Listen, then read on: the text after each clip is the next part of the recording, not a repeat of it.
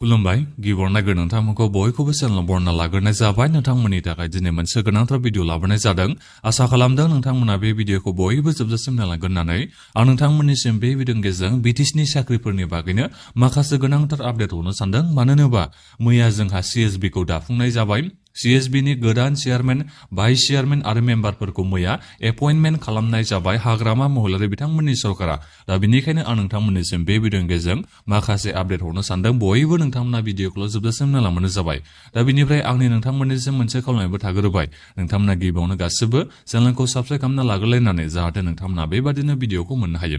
नोंथांमोना नायनो हागोन डेटखौ 5 जानुवारि 2026 मैया जोंहा बेखौ एपइन्टमेन्ट खालामनाय जाबाय नोंथांमोना नायदोनै गोदान चेयारमेननि नामा जाहैबाय श्री प्रदीप कुमार ब्रह्मनो APS आसाम पुलिस सार्भिसनि बिथाङा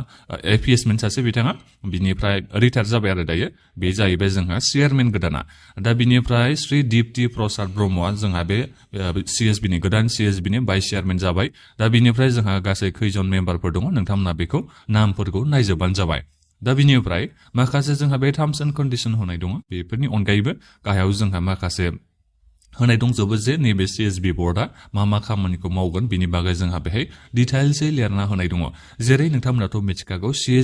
CSB नियाव गासिबो गोहोआ दंजोबो नैबे थार्ड ग्रेड फर्थ ग्रेडनि रिक्रुटमेन्ट प्रसेस खालामनायनि नैबे APSC पस्टनि अनगायै गासिबो भेकेन्सिनि बिथांमोना रिक्रुटमेन्ट प्रसेस खालामनायनि बिथांमोननाव पावारा दं दै बेखौ नोंथांमोना मिथिना लाबानो जाबाय दा बिनि अनगायैबो बायदि बिथांमोननिसिम माखासे गोहोखौ होनाय जादों नोंथांमोना बेफोरखौ नायजोबबानो जाबाय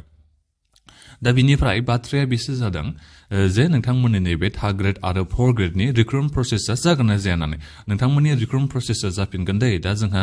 CSB नि खामानिया मा CSB नि खामानियानो जाहैबाय साख्रिनि रिक्रुटमेन्ट होनाय बेनो नैबे CSB नि खामानिया दा बेनिखायनो जोंहा दिनै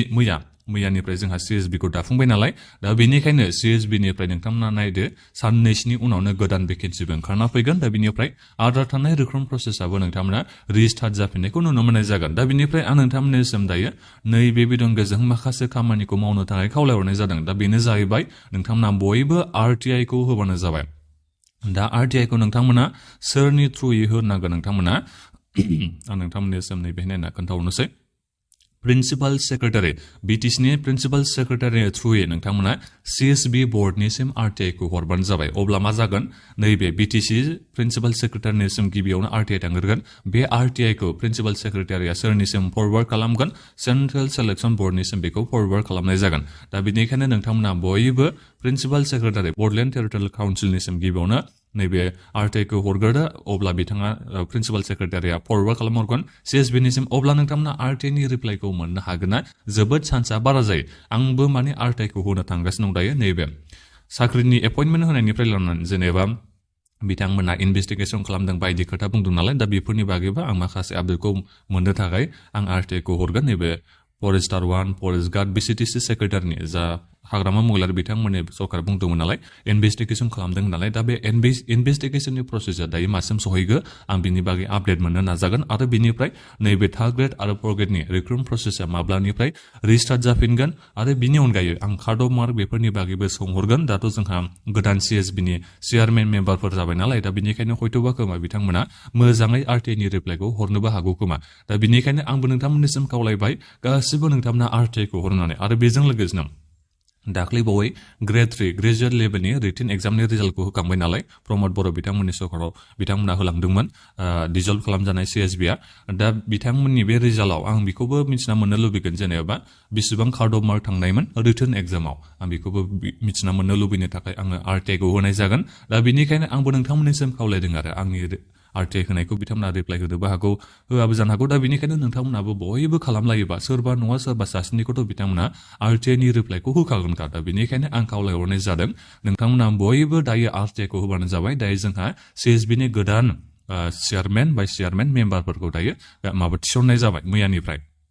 दा बिनिफ्राय रिस्टार्टआ बावैसोनो जागोन नोंथांमोना टेनसन लाना नैबे थार्ड ग्रेड आरो फर्थ ग्रेडनि रिक्रुटमेन्ट प्रसेसआ जोंहा बावैसोनो जागोन इलेक्सननि सिगां नोंथांमोना माखासे गोजोनथाव रादाब मोननो हागौ बादि CSBनिफ्राय नोंथांमोना साननैसोल' नेबानो जाबाय इलेक्सनाथ' जोंहा एसे दंबावोसो नैबे फेब्रुवारिनि जोबनायथिं नङाबा मार्चआव जोंहा MCCआ नांगोन नालाय दा बेनिखायनो जानुवारि फेब्रुवारि बे मास मोननैनि बिथोराव नोंथांमोना CSBनिफ्राय माखासे गोजोनथाव रादाबखौ मोननो हागोन बादि थार्ड ग्रेड फर्थ ग्रेडनि गोदान भेकेन्सि हयथ'बा फैनो हागौ जेनेबा अनेकथा डिपार्टमेन्टआवनो जोंहा दायो भेकेन्सिया लांदां जानानै दं नालाय दा बेनिखायनो गोदान भेकेन्सियाथ' निसय फैखागोनखा दा बिनि अनगायैबो नैबे थार्ड ग्रेड फर्थ ग्रेडनि जा जोंहा आद्रा जानानै दं रिक्रुटमेन्ट प्रसेसआ दा बिनिबो नोंथांमोना गोजोनथाव रादाबखौ मोननो हागौ बादि दा बेनिखायनो बयबो नोंथांमोना दैजो हमनानै थाबानो जाबाय आरो RTIखौ नोंथांमोना बयबो होथारबानो जाबाय